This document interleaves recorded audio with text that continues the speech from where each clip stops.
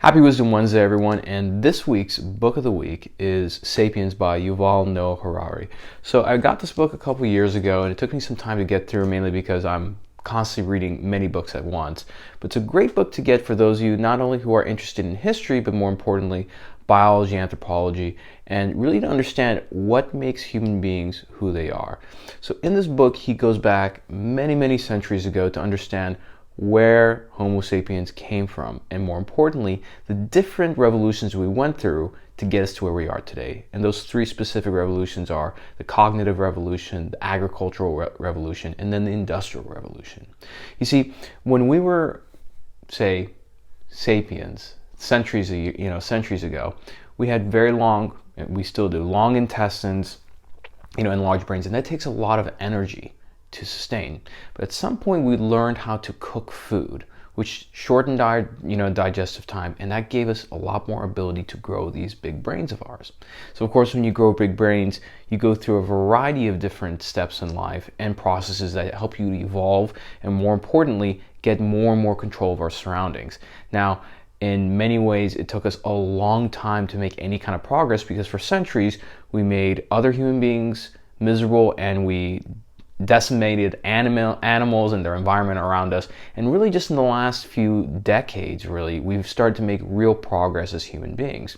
Now, something that's interesting that I found in this book that I wanted to point it out to you is this cycle that we have: a pre-modern cycle and a post-modern cycle, or a modern cycle. So the pre-modern cycle is that people got used to living in these strong families and communities. They didn't have governments or anything else, and that's what they relied on.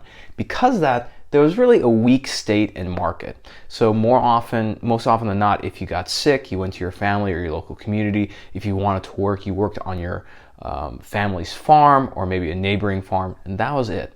And as a result of that, you ended up with weak individuals. So people really relied on their family and their community. If, say, you lived into the 1700s and all of a sudden you didn't have a family, you might as well be dead at that point. And the best case scenario for a boy or girl who runs away from home is either joining the army or becoming a servant to some family, or even being in a brothel. Now that changed over time, and this is something that really became a focus here in Western society, which is the focus on the individual. So once the state and the market started to get more stronger and decided to give us the options to marry whoever we want, work wherever we'd like to work. If we wanted to get educated, we can go to a state-funded university, for example. All these different things. And as a result of that weakened the family and community structure. And if you think about it, whenever you get sick, whenever you need something, do you immediately go to your family and community? And most often the answer is no, right? If we want to rely on ourselves to be able to make money, get food, all these different things, we go to the state and the market. And these days we live in what's called an imagined community. And there's really two types of them. One is sort of a national community, and somehow we're supposed to expect that within a country of millions and millions of people that everyone else more or less is in the same page as us. And the second is a consumer-based one, which is based on the kind of things that we like to buy, the consumer aspects of life. And from that, you end up with very strong individuals. But this also has its downsides to it, because when you have strong individuals, you don't have a very good family or community to rely on most of the time. And the best indications of happiness happen to come from those individuals who have strong family and community ties.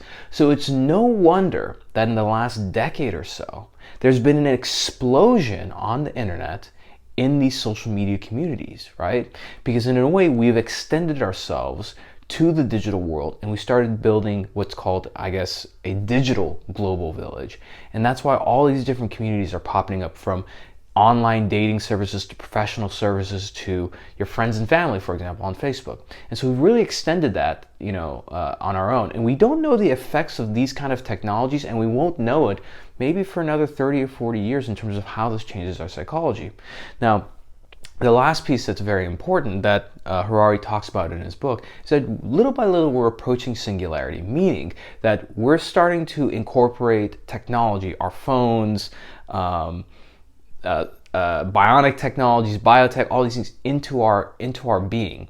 And so we've started to mesh those two things together. And so somehow the animal, that is the Homo sapien, is little by little becoming a god, because we're gaining more and more control over our surroundings. Here's the problem though. We don't know where we're going and what we're trying to do.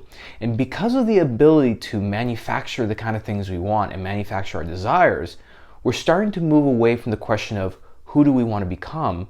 And more, if you look at the fabric of society, the question is becoming, what do you want to want? And that's a very dangerous question when you think about it. So, that being said, it's a great book. Definitely, it's a heavy one. So for those professionals who are traveling quite a lot, I highly recommend this on audiobook. You'll love it very much. It's very, very interesting.